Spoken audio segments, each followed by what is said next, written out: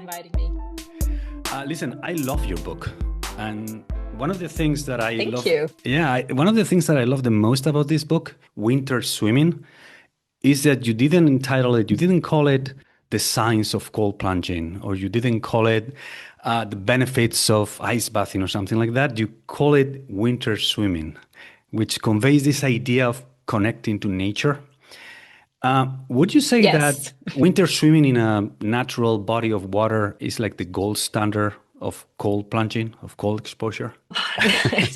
I would say this is where it really originates. And thank you for the compliment on the title of the book, because I really think that you, with that, address something that Mm. nobody else, I don't think people really notice it, but winter swimming doesn't need anything else. It's kind of where everything originated with this whole trend. And now I'm doing the science on cold exposure. But really, what we actually did go into is the concept of winter swimming. What is it? And this book is not only about the science, it's also about the feeling. What do you get out of this? This is a cultural thing, right? So it's also something embodied. So you really go out into the nature and you submerge into nature. So winter swimming is more the whole concept of it. It's not only the science. And that's why it's only called winter swimming.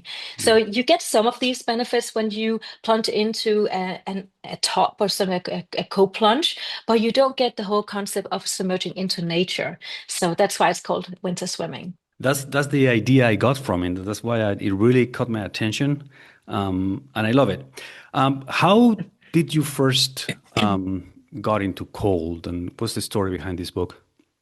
Supervisor was asked, "Can you write a book about this?" And she said, "Well, I cannot write a book about it, but I know someone who can." And Mhm. she asked me very politely, "Do you want to write a book about it?" And I was like, actually, no.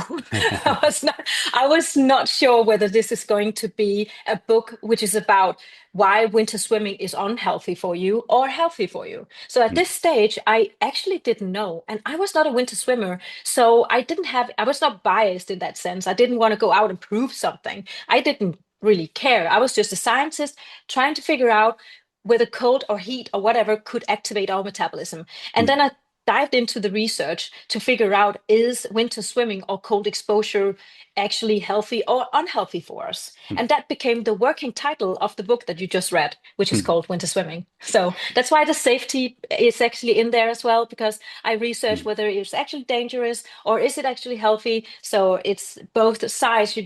You kind of need to know, right? Mm. So I wanted to tell people that. But eventually I said yes. Mm. And obviously, the conclusion is that yes, it is beneficial for our health. Maybe we can start with the very, very basics. Which are the physiological benefits of winter swimming? The physiological benefits of winter swimming are multiple. So you can say there's the metabolic benefits, which is when you submerge into cold water, you will have this activation of your sympathetic nervous system, right? So you will have an increase in heart rate, you have an increase in your metabolic rate. And for those people who are thinking, what is the metabolic rate even? That is when you burn your fat and your sugar from your bloodstream because you have cells in your body which are trying to keep you warm.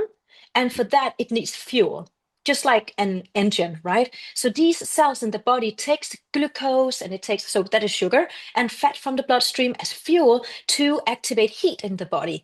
And the tissue which is doing that is something called the brown fat.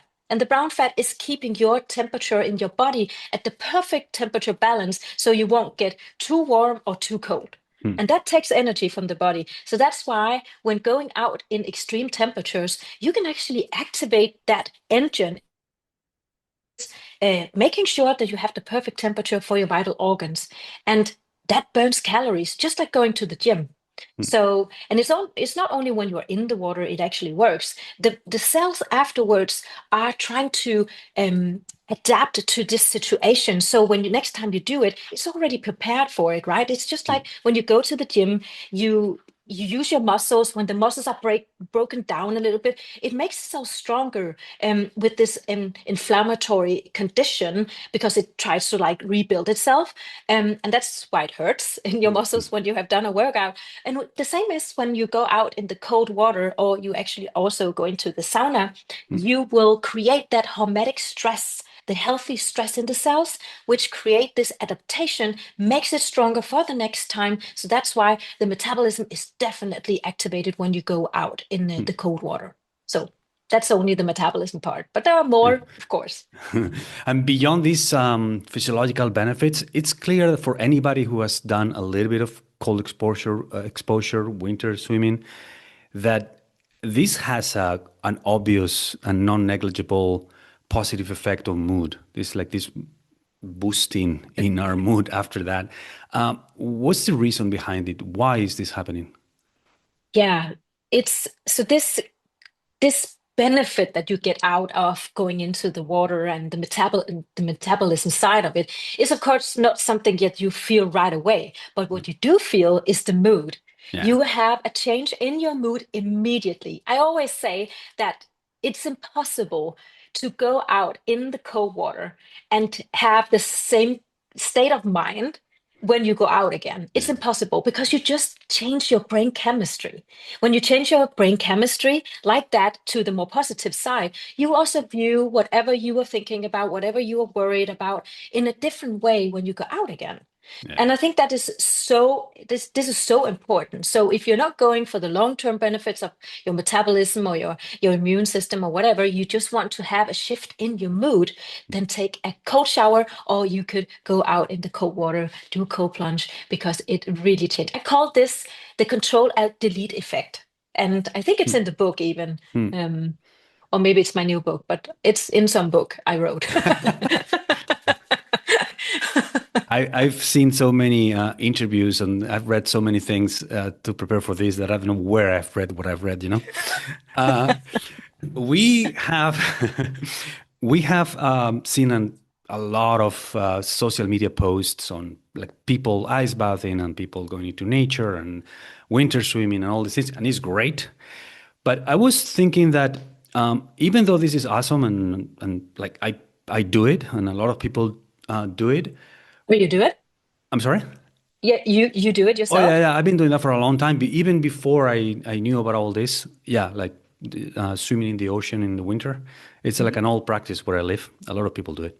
Fantastic. Yeah, yeah, yeah. But now I understand better why it has these benefits that it has. You know. Yeah. But my question is for those people who maybe are not inclined to go and get into the ocean water in January or get into an ice bath, what is the minimum effective dose of getting into the cold? Meaning, is there a practice that being softer can give us like 80% of the benefits without having to do the whole logistics of filling the bathtub with ice or going in people that don't have access to a beach or a lake or a river? So is there like a minimum effective dose that we can practice every day to get most of the benefits? Yeah, so I would say a cold shower is accessible to most people. Ending your hot shower on a cold, so just turning to the cold water for 30 seconds, that could actually give you that boost in your mood. Hmm. And it will also activate your metabolism. So you will get some of the benefits. It's not completely the same because you don't activate your full nervous system Hmm. like you would do when you submerge into cold water. And it's a little bit technical, but when you submerge into cold water, you will also have an activation of your parasympathetic part of your nervous system, which is the part of your nervous system which is the rest system. Hmm. And when you dive into the cold water, not dive, but submerge your body into it, you will activate your diving reflex. So you don't completely do that with the cold shower, Hmm. but you will get some of the benefits from activating the fight and flight system of your Yeah. nervous system. And some people are like, oh, but that's stress and that's not good. But that's kind of like one of the misconceptions I think there's out there. People being too afraid of being stressed, and being stressed is not the same as being chronically stressed. Mm. This is good stress, short-term stress. 30 seconds of cold shower will actually increase these dopamine and noradrenaline in your brain, which will keep you in a good mood, or get you in a good mood, give Yeah. you the energy and drive to get through the day. Yeah. So you can benefit from this in your work life, in your family life, in your social life, because it's also something that makes you more give you the energy to be more approachable. Maybe you are more Mm. you have the energy to go out and talk more to people. And some people need that extra drive to go out and do that. Yeah. So the kick from the cold is definitely something people can benefit from right away. Yeah. And it's accessible. So do I conclude correctly if I summarize, saying that yes, like a cold shower can give you a substantial part of the benefits, but if you want the full picture, it's better to go into the water. Is that what it is? Yeah, Yeah. I would say there's definitely also more studies on going in, submerging into cold water compared The to the showers. scientific studies in showers. We don't Mm. have that much research on it yet. It seems that if you compare it, that it's that the activation of the full autonomic nervous system Yeah. is there when you submerge into cold water compared to when you only do a shower. Yeah. So there are definitely benefits of both. And I think if you don't have a tub, you don't have the ocean or lake nearby, then do whatever is accessible to you. So Yeah. So, okay. So for those who do want to go all the way into the practice, tell me about how long and how often is like the sweet spot in which we get the benefits without harming ourselves. So how often should we do it and for how long in the water? yeah, so this question is of a lot of debate, apparently. I would say most people, why it's debated is mostly because people don't know, I would say. There is not a lot that long-term cold water immersion has any health benefits for you, and people, it doesn't. There is no research showing that staying in long-term in cold water has any benefits, health benefits for you, Mm. mentally or physically or anything. So please listen, you can do with just a few minutes. When you submerge into cold water, you activate your sympathetic nervous system, your parasympathetic nervous system. And if you can breathe yourself through the cold shock, which is where when you start to like hyperventilate and your heart rate increases. And then if you can breathe through that, you will decrease your heart rate and you will get into that calm state where you actually decrease your stress in the body. And there are studies showing that um, when you do cold water immersions on a regular basis, you will decrease your levels of cortisol. And if people don't really know what is that exactly, Mm. well, it's actually the stress hormone which we want to decrease on a long-term basis. Do we want to increase cortisol on a short-term basis, right? Acutely? Yes, of course we want to do that because that's what you do when you go to the gym also. And some people also have a small increase when you go into the cold water, but only when you're new to it, it seems from scientific studies. You actually decrease the long-term cortisol levels on a long term. So you do want to do that because that decreases also the risk of lifestyle diseases. We know that this is correlated. Mm. Cortisol levels being high, then you also increase the risk of obesity, type 2 diabetes, and even all mental diseases as well. Mm. So you do want to decrease that. Mm. Submerging into cold water is something that people But will then benefit from, but shortly, but only surely, shortly. what does that mean? I'm gonna try to push you in the Just a corner few there. minutes, just a Like few two minutes, and minutes, one, two, 2 minutes, three, something like that. something like that. You Okay. don't have to, uh, I mean, look at your watch, have something that shows you how long you stayed in the water, because suddenly when you have practiced this a few times, then you'll be sitting there for maybe 8, 10 minutes, Yeah. and it's not necessary. You Yeah. you must know it's Yeah. right. It's like time vanishes from you. But what happens when you stay in the cold water for that long is that you decrease the temperature too much in your core. Yeah. And it's not like it does that immediately, but when you cool your skin that much, You don't have to cool it that much actually to activate these cold receptors that is necessary to get the health benefits. But when you stay there for a longer time, you just cool your inner organs. Eventually, when you get up, you will have something called the afterdrop, and the afterdrop is cooling your inner organs. So stay away from long-term exposure, even though some people think it's a competition or Exactly. they should stay longer. Longer is better, but it's not when it comes to cold and heat. These are extreme temperatures, and that is something that we can benefit from if we just use it in a small dose. I hope it's clear. Yeah. So people, this is not a competition. Just a few minutes. Huh? Yes. More is not better. No. What Less about is more. Less is more. less is Yeah. more in this case, right? What about is there any difference in the effects by doing it in the morning, in the evenings? I know this is very specific, but people love to know these things. Is it Yeah. better to do it in the morning or in the evenings? Is there any Yeah. difference? I actually I love this way of thinking about it. So when I did this research, and when I started to become a winter swimmer myself, I had to try it out. I mean, they were all the winter swimmers in Denmark were like writing me, "Hey, Susanna, you have to do this when you're doing the research." And I was not a winter swimmer. I was just looking. I was just standing on the jetty and like observing them and being like, "Wow, this looks so dangerous and looks so weird. Yeah. Why are people so happy about this?" I started doing winter swimming, and eventually I started out doing it in the morning, which gave me all this drive and energy. And because then I had all that all day, and by the afternoon, I could feel that if I started to do it in the afternoon again, I would just have that energy and drive in the evening. So one day I tried it out, and it was just like coffee for me. Coffee is something I don't drink after 4 or 5 in the afternoon. Definitely not after 5, because then I cannot sleep. And then I found out that it's the same with the cold exposure. And when you then look at the literature, it's completely making sense. So when you go into the cold water, you have an increase in dopamine and noradrenaline. And noradrenaline is something that gives you energy, and dopamine as well. You don't want that kick in the evening before you go to bed.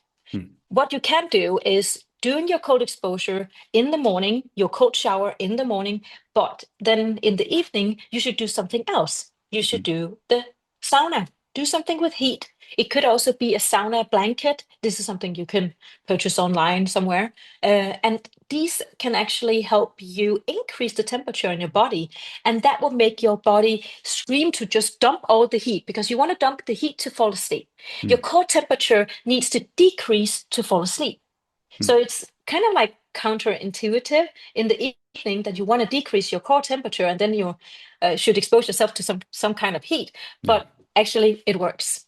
It does work. You sleep like a baby when you have a sauna in the evening. Yeah. You sleep like a baby.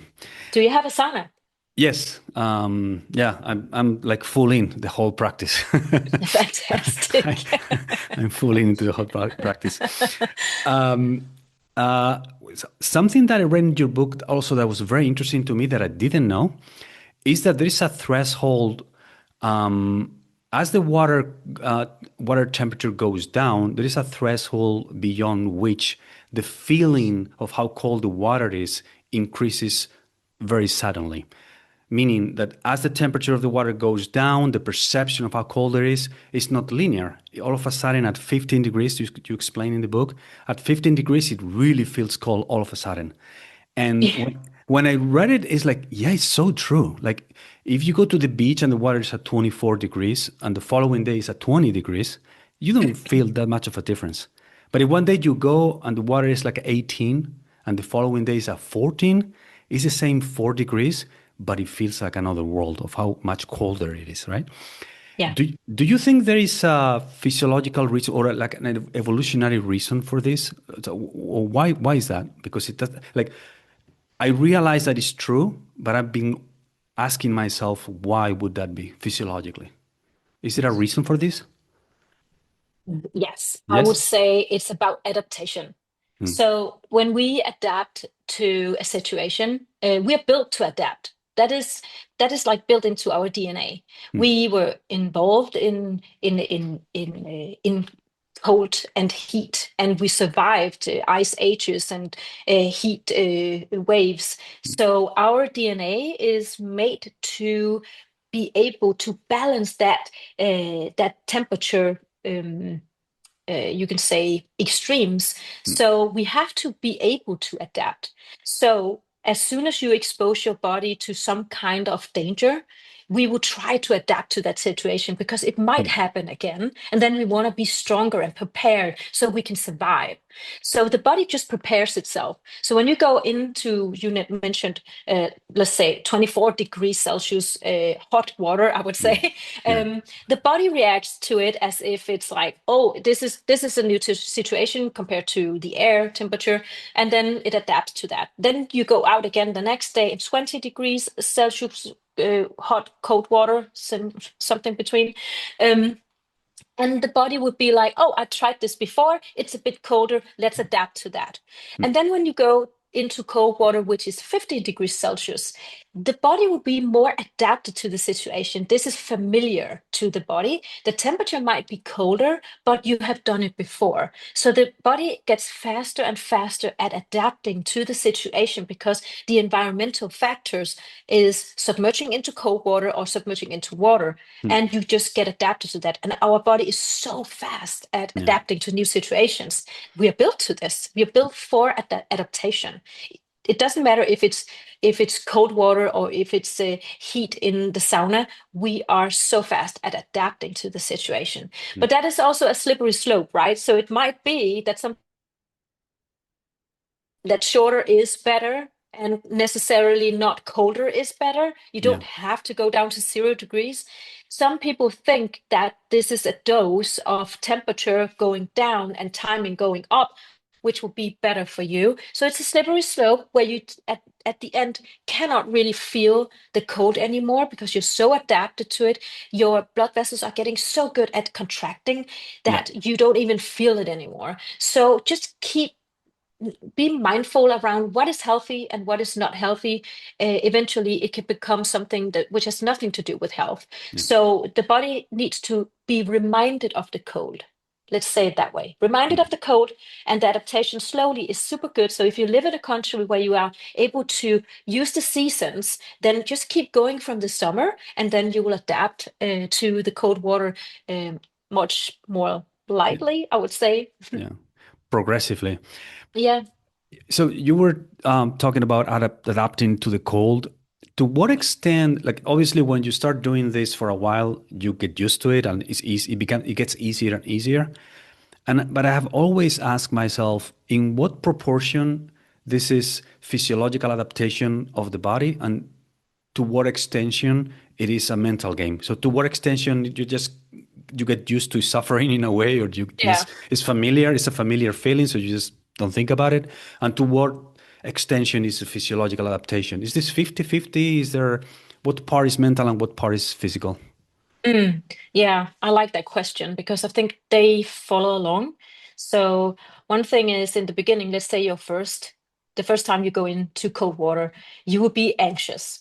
And that means your body will react to that. So you will have an increase in your heart rate, Mm. and that's going to affect your breathing as well. So what you think and what you're anxious about is going to affect will give some physiological reactions, and that will have an impact on how long you will stay in the water, or your experience Mm. going into the cold water.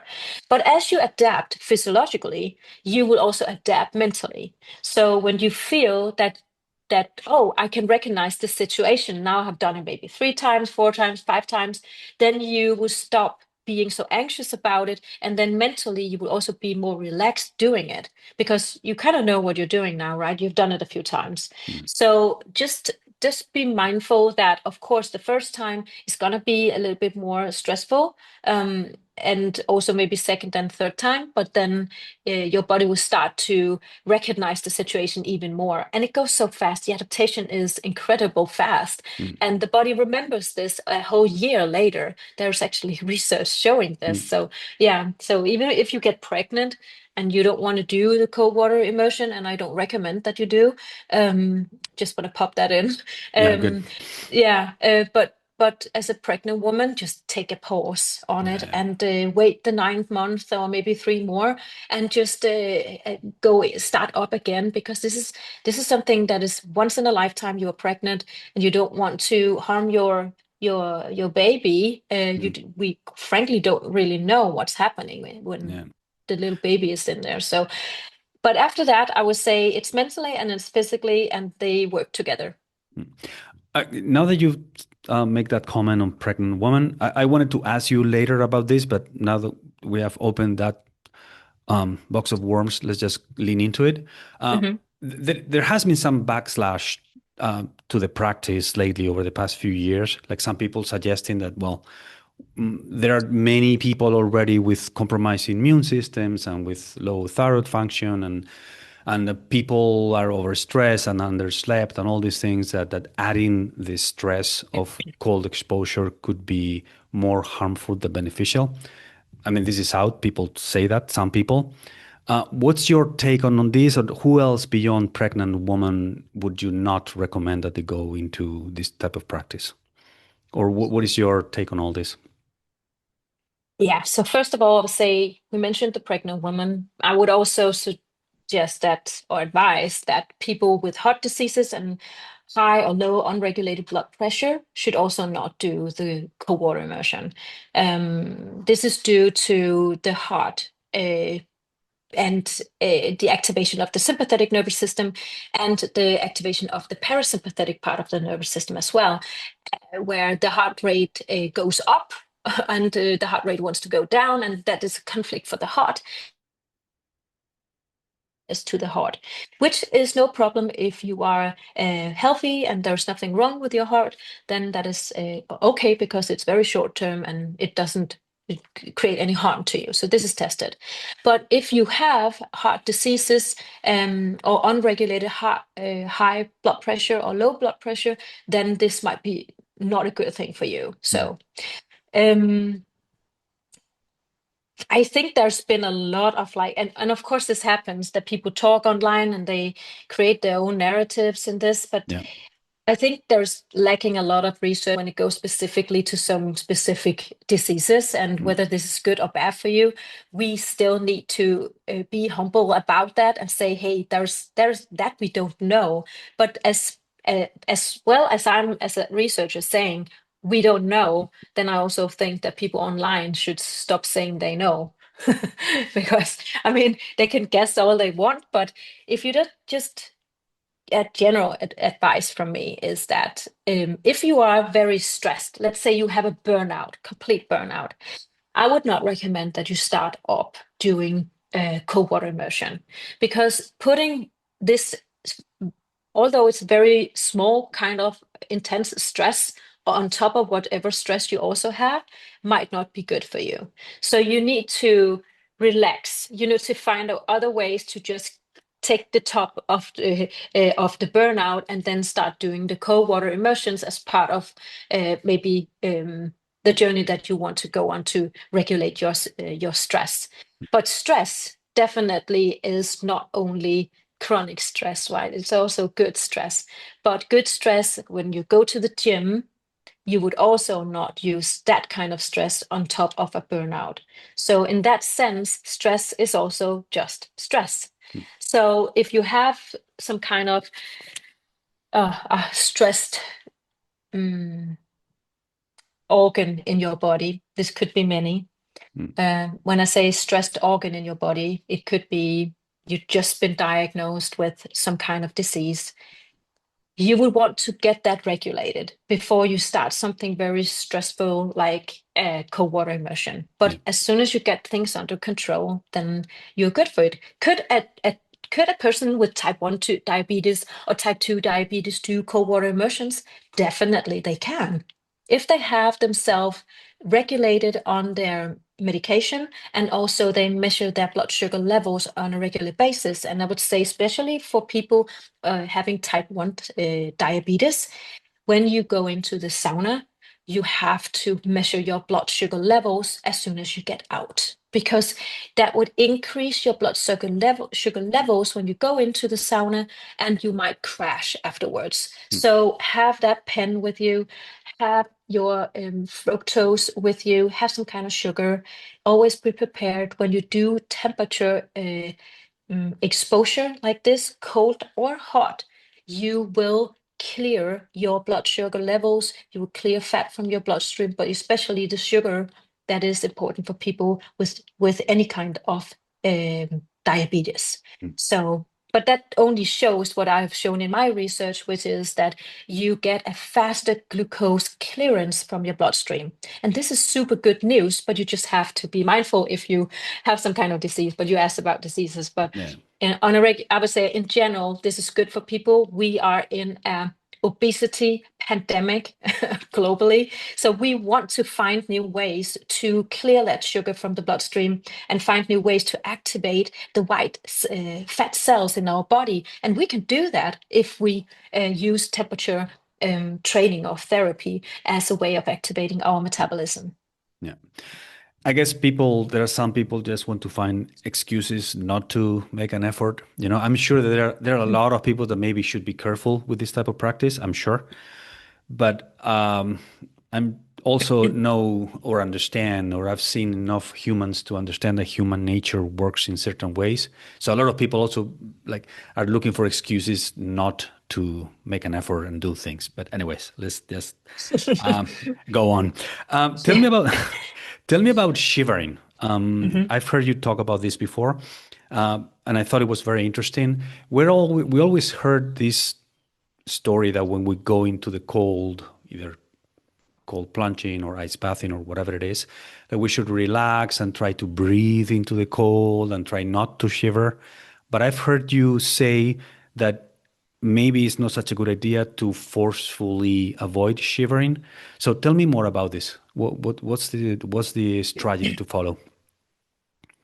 Yeah, you should not avoid the shivering when you get out of the water, but waiting in the water until you shiver is not a good idea, because when you start to shiver in the water, this depends on how adapted you are, and the more adapted you get, the less you shiver.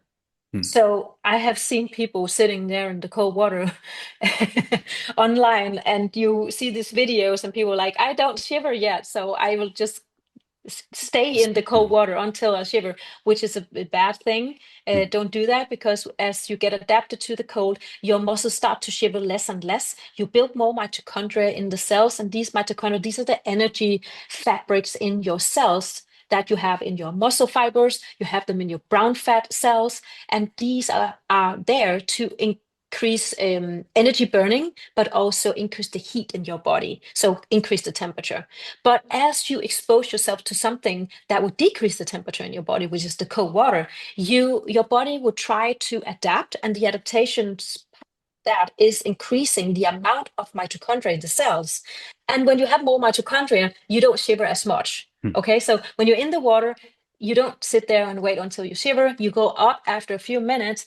But I always say, if you do contrast therapy, so when you alternate between the cold and the heat, that could be a sauna, that then end with the cold dip, Hmm. because then you force your body to reheat naturally, and that is a super good thing. Yeah. And I don't think many people know this, but when you end on the cold, your activation of your whole metabolism starts to like go up. And you can get dressed and you can just go home and just keep moving, because that will also help your body to get back to that basic temperature, which the body wants to. But it takes energy. And that is what you have to think about. It's a workout for your body where you're not really doing anything, but you're just getting the extra money out of your cold exposure. And you can stop that by going into the sauna. You can do that, but I would just suggest that you don't let your body reheat naturally, because that is so good exercise for your body. Yeah. I did want to ask you about that, about the Soeberg principle. Yeah, Maybe you can tell me it more. has a name even. It has a name. Yeah. Um, but before that, And I didn't invent it. I just want to say that I but invented the concept, but I didn't name it. So yeah, it's somebody did. Somebody did. yeah, The Soeberg yeah. principle. Uh, Yeah. Professor Andrew Huberman, we want to say that. Thank you, Andrew. was he the one that actually that gave you the name? Yeah, Was he coined the name. Yeah, he asked me about these questions, these practices, and then I told him why people should end on the cold, and he said that that's something he had heard about or read about in the literature. So he coined it the Soeberg principle. so he coined it. I didn't know Yeah, yeah, yeah. that. Oh, you thought I did that? No, No, I no, no. didn't. I just No. thought somebody else did. Neither Yeah, you okay. nor him. Yeah, yeah. Tell me more about saunas and tell me about the Finnish sauna cohort. It's so interesting. Yeah, I think so too. Yeah, Um, that's yeah. People need to know. Amazing, right? People need to know about this.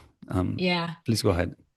So the Finnish Sauna Cohorts started, yeah, that's like 25 years ago. And some researchers asked people in Finland where they do a lot of saunas. They do, almost everybody is doing sauna there, and it's a part of their culture. So they followed 2,500 or 2,300 sauna bathers for these 20, 25 years and made a follow-up each year to measure on all their health outcomes. And when they have done that for, I think it was like 20 years, in 2015, they published a paper where they looked at mortality. If people who did sauna each day, every day, or maybe just 1, 2, 3, 4 times a day, or up to each day, so 7 times a day, a week. I mean, Mm, if they had a better health outcome. And what they found was so interesting. They saw that if you do 2 to 3 times per week, you will have a lower risk of cardiovascular diseases compared to if you only did one sauna each week. And that doesn't mean that one sauna each week is bad for you. It's just because they measured this up against a control group who already did sauna. And I think that is fantastic that they did that. They didn't choose a unhealthy population mm, to measure up against because of course you will have good results, but they actually measured it up against those who already did once a week and compared that. So 2 to 3 times a week had a 39% lower risk of cardiovascular diseases. And if you did 4 to 7 times sauna each week, then you will have an almost 30 and almost 50% lower risk of dying early compared to those who only did once a week. So it's like the enormous, you could say, health benefits that you get from doing sauna, almost on a, like a dose response relationship. So the more you can do, or the oftener you can do it, so each day maybe, then you will have a cardiovascular workout, because that is actually mm. the explanation for this, right? Yeah. So when you do sauna, you will increase the heart rate, you will sweat, and this is the physiological reaction which is increasing your health benefits or lowering the risk of cardiovascular diseases. And there's actually studies showing that this corresponds to a zone 2 workout. Mm, So you can actually do this workout without moving a muscle, just sitting yeah. in the sauna Yeah. and have that. I don't say that you should not work out. I just say you can add it on to that, and you will have an additional lowering component to your risk of diseases, but also lowering that mortality is fantastic that you can do that just by sitting in the heat. Yeah. And I think people need to know this. This is like a very long longitudinal study, which is it's called. We don't have that for the cold yet, but it will be very interesting to have that one day. And we also need some more research which shows exactly what's going on with the women. The health science in women is not as big or as great in this space, but there are some research out there showing the difference between men and women when it comes to cold and heat exposure. And there's also some misconceptions out there. You mentioned some of them, but Yeah. Yeah. but for women, it's just the same. Do just a couple of minutes, and then you're also good. But Yeah. within your cycle, you could also. I'm just answering something else now, but because this study from Okay. Finland was just on men, and that Yeah. is why I want to say that's actually also the Uh, same for women. yeah. But the women should just think about it as you can do the same as men can do. It's just that You don't have to stay in the cold water, for example, as long as a few minutes or more than a few minutes, but it's the same recommendations that we do for men. Yeah. The only thing I would say for women is that when you are in your cycle, be mindful about when you do the cold exposure and the heat exposure, because you're more sensitive to stress when you have your period or you're in your luteal phase. Mm. So sorry for just busting that in on It's top okay. of your It's Finnish okay. sauna study. I just wanted to get it in there because so many people ask me this. Yeah. Good information is good information. Um, um, so given the health benefits and mood boosting effects of cold immersion, and given the amazing benefits of sauna, do you think, or there is any study about this, uh, if the compounding effects of both practices have some sort of exponential benefits, meaning it's not arithmetically added, like the benefits of cold, benefits of sauna, put it together. Is it has it some sort of compounding effect by doing them together? I don't know if it makes sense the question, or if there is any No, studies no, that about. is a really good question, and that is exactly what I researched in my PhD. Ah, okay, So yeah, that that I didn't know. Eh? That's a no, so coincidence. I researched in my PhD contrast therapy. So the alternation between the cold and the heat. And what we see here is when you push your body right after another, so one extreme temperature to the other extreme temperature, you are also pushing your cardiovascular system, which is a super good workout. If you're healthy, that is completely fine. And of course, it takes more energy. And as a PhD in metabolism, I always want to talk about energy. Yeah. I want to talk about if we could burn some energy. And also, of course, it's interesting what energy you put in. But in my PhD, we really went into burning energy. So, Mm, how could we lose body from the cold to the heat? So, contrasting is within a short time frame. Really a great workout for your body. mm, You need to adapt so quickly, and when your body needs to adapt from one extreme temperature to the other extreme temperature, that takes energy. You need to switch fast. The cells need to be fast at like either increasing the temperature in the body or actually get rid of heat mm, in the body. So those two extremes are energy demanding, you can say. So that's why you burn all the energy. So yeah. what we did in my study was that we wanted to look at whether our winter swimmers who are adapted to winter swimming for a couple of seasons, we compared those to a control group. And what we saw was that the adapted winter swimmers, they actually had a better insulin sensitivity. We saw that they had lower insulin production in the body and compared to the control group. And they also were faster at clearing glucose from the bloodstream. Mm, And that's amazing. This is what you want to see because then you're further away from getting diabetes. And type 2 diabetes is really a problem these yeah. days. So you want to do some kind of um, exercise which will help you get further away from that. And so these two groups actually exercised, both of them. They were young, healthy, but what they did not have in common was the winter swimming and using the sauna. And they did this 2 to 3 times per week. So, of course, for people who haven't done this before, doing this 2 to 3 times per week might be much to push into your calendar. Yeah. Maybe you have family, maybe you have small children. I mean, Mm, start with 1 times a week.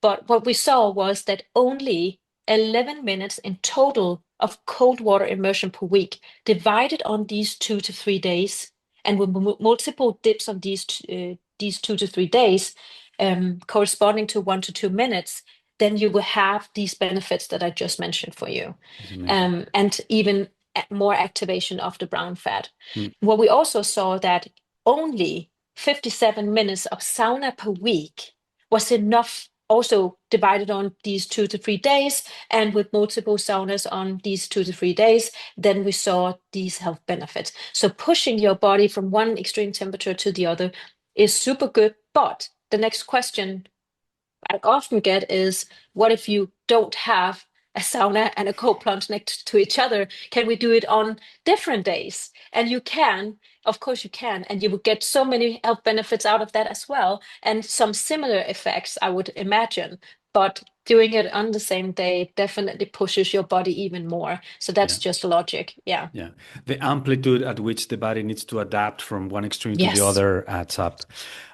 Listen, I want to be respectful of your time, so I'm just going to throw the very last question related to the Soeberg principle. So we don't have to, but it's recommended that we end on cold because of this energy effort that the body needs to make to bring us back to normal temperature. But when we do saunas and cold plunging, we do back and forth.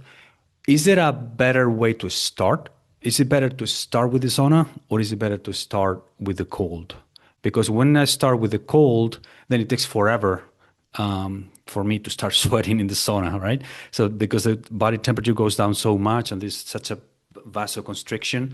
So is that a good practice, or should I better go straight into the sauna and then do the cold? Do you have an intake on that? I think it's a good question. And I would say it would be great to have really like a rigid scientific study really, pointing this out. Yeah. But I recommend that you start in the cold. Okay. That's kind of what I do. That's kind of what I do, actually. Yeah.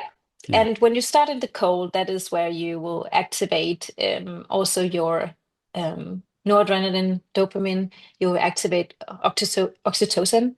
And oxytocin is really good because when you sit in the sauna, there's probably not much to do, really. But when you sit there and you have this cold shiver afterwards, and you sit there and you're like, you feel so safe from the cold when you sit in the sauna, so you were saved by the heat, right? And you have this increase in oxytocin in your body. That is where you start to feel gratitude for life. You will have changed your chemistry in your brain, you have better thoughts. So I always say, start in the cold. You can sit longer in dreadful feeling of, oh my God, I'm already too hot. And then you go into the cold plunge. But preferences, that is up to people, of course, but this is my take on it. Great. So start with cold, end with cold. Thanks a lot for taking the time. Where can people know more about your work? Or do you have a website? Are you on social media? Where do you think people would get the best out of Susanna Søberg? And the best information. Best information. Yeah, not the best of me, but the best information. So they can find me on social media, on Instagram, on my name, Susanna Søberg. And they can find me on my website, which is soeberginstitute.com. I have courses for people who just want to learn for themselves. I also have certifications for people who teach others in this. Great. Yes. Susanna Søberg on social media, and all the links to your website. Thank you very much for taking the time. We had some technical problems in the middle of it, but everything's going to be okay. I think so too. Thank you, Susanna. Thank you so much for inviting me.